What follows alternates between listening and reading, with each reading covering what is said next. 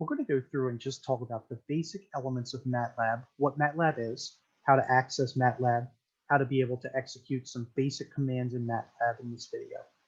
And so whenever you want to try to do anything in MATLAB, the first thing you're going to have to do is you're going to start MATLAB. Now I just dragged my icon down to the base here, and I'm just going to click on it. MATLAB is a large program. It takes approximately 20 seconds for it to actually load up. So in the meantime, I'll just give you a very basic overview as to what MATLAB is. MATLAB was developed in 1984, platform is C, and it really stands for Matrix Laboratory.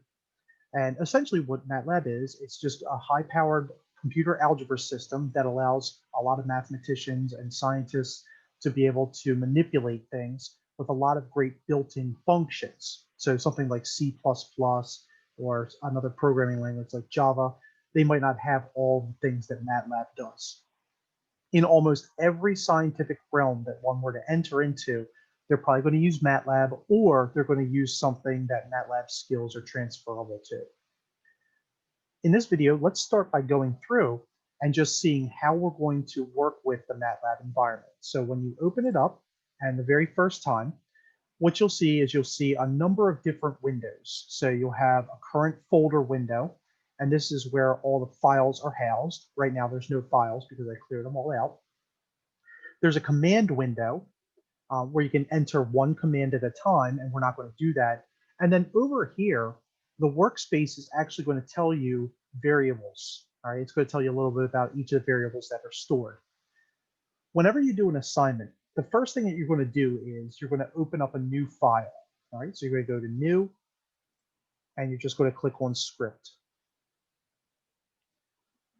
And a lot of times what happens is when you save, it's just going to revert back to this screen anyway. All right, but for right now, we just have this, and this is just the open field. And down here is the command window. So basically, this is where you write your code in this window where it says editor. And when you execute something, it's down here. Before you can ever execute any script, you have to save the script. And when you save it, try to name it something that's pretty easy for MATLAB to access. So don't use any special characters. I try to use only maybe one number, and I try to use the number after I've named it. So I'll show you all this in a moment. When I do problems in MATLAB for you to show examples, I always go off the guided notes. So a suggestion might be is to print out these guided notes, or to at least have them electronically, and just kind of follow along with these. All right, so the first thing I'm going to show you is how to do some really basic commands in MATLAB. These are some of the most elementary sort of functions that one could use in MATLAB. And these are mathematical functions, and which makes sense because we are in a mathematical analysis class. So we just want to make sure that we go through and understand these. Everything is lowercase. In MATLAB, you should not be using uppercase letters to call a built-in function. So if I typed in capital PI, it might recognize it as a function or a variable PI, not the stored value of pi. Let me just show you some elementary sorts of computations. And what I'm going to do is I'm going to go back and forth and cut and paste these. And so a suggestion might be, as you're watching these guided notes and the videos, maybe go into MATLAB and type along with me, and then cut and paste these into the fields that I have blank. All right, so a really elementary example, and I'm just going to pull this off my other screen, so you're not going to see the guided notes, but hopefully you print them out. So let's say for some reason I want MATLAB to do something elementary, like compute 75 plus 27 minus 33. All right, now I'm going to do two things in this just to illustrate some really basic stuff. But the first thing you're going to do is you're going to type in the command, and this one's really easy. You're going to click on Run. And if this is the first time you've ever used MATLAB, it's going to ask you to save the file. All right, now I'm just going to save this as GN1, guided notes 1. You could save it as whatever you want. And I'm going to save. All right. Now notice what happened was when you computed this, 75 plus 27 minus 33, down here, it gives you the file name, and it says ants equals 69. That means a couple things. Number one, 75 plus 27 minus 33 equals 69, according to MATLAB. but also it means that right now in the variable ants is the value 69. And MATLAB does that by default. Every time you do a command, the last command that you have is stored in ants as long as it's a variable. Right? Now, I'm going to put a semicolon here. And what you'll notice is in MATLAB, there's an underline red and something highlights. Now, let me show you what happens if you put a semicolon in there, and I'm going to run it. All it says is GN1, and a semicolon suppresses the output. All right. So, and I'm going to put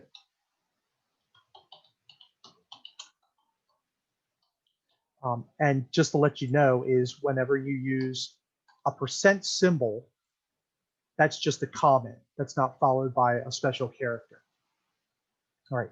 Now, if I remove this and just run it, it goes back and it says what file I've accessed and what the answer is. So the semicolon basically suppresses, and sometimes that's what we want. Sometimes we don't want to see what the answer is because it's an intermediary step.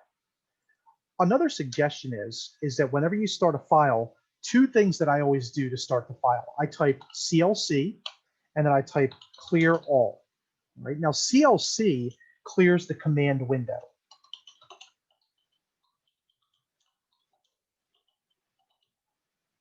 And clear all clears all the variables. So right here, see you have the answer 69. That's just because right now in the variable answer, the value is 69. So when we clear that, each time we run it, it basically clears out whatever's stored in those variables. Okay, so this clears all variables. I would recommend that every program that you write in MATLAB start with these two items. All right, so I'm going to run it again and take note here. I'm going to run it and notice it cleared the command window and answer is now 69. It's the only thing that's stored in there. All right, so that's just some really basic stuff with MATLAB to start out with. Now I'm going to suppress this because I have a semicolon here and a little bit higher level sort of command. All right, so if we go back to the guided notes, we have this absolute value e cubed plus log 725 minus 420 absolute value. This is where we're going to have to use some of these built-in functions right here. All right, so just to show you what this looks like, all right, to execute that command, I'm going to say ABS for absolute value, EXP of 3, right, and EXP just shows you what the natural exponential function is, plus, now to do a logarithm or to execute a logarithm in MATLAB, I use the change of base formula. And the change of base is going to be, in this case, log of 25 divided by log of 7. And then minus 420. And then I'm going to close a parenthesis. Right? And this should give us the output. Right? So let's go ahead and execute it. And everything should clear out. And we get this value. Okay, now it's an approximation. MATLAB usually only gives approximations unless you specifically state for it to give it an exact value, and even sometimes it won't do it for you. All right, so this was the code for example 1B. I'll call it 1B. All right, this was our code for example 1A. And then there's one more problem, just some really basic stuff. So I'll show you that last one. So that was this animal right here. There's this 2 sine pi halves plus 4 to the third minus arctan 0 all over this stuff. So let me show you how to input something like that. Okay. So I'm going to say parenthesis 2 times sine pi over 2. Now notice I didn't write 2 sine pi over 2. I had to do 2 times sine. MATLAB is very sensitive to those sorts of coefficients, so make sure that you enter those correctly. 4 to the third minus atan of 0. Okay, not arctan, but atan. And again, I'm looking at this list. I'm going to keep dragging it back and forth for the first few times, but I'm going right here, atan of x, where x is 0. All right, so now I'm going to close the parentheses. And I think I missed a sign in there. It's a plus, I believe, so it's plus 4 to the third. All right, and MATLAB was smart because it told me that I was missing that. Right? Now I'm going to divide that by exp of 0 plus 32 times the sine of 2 squared. Right, so that's how you have to handle a sine square in MATLAB, plus 32 times quantity cos of 2 squared. All right. And what I'm going to do is I'm going to suppress this, and we should be good with this. Right? So it says terminated with a semicolon. Sometimes I just highlight over here just to see what's actually going on with this. So I'm going to go ahead and run it, and it gives us the value 2. And if you were to work this out by hand, well, you know that in the numerator, just to make sure you understand why it's 2, and that is the correct output, 2 sine of pi halves is 2. 4 to the third is 64. Arctan of 0 is 0, so 2 plus 64, 66.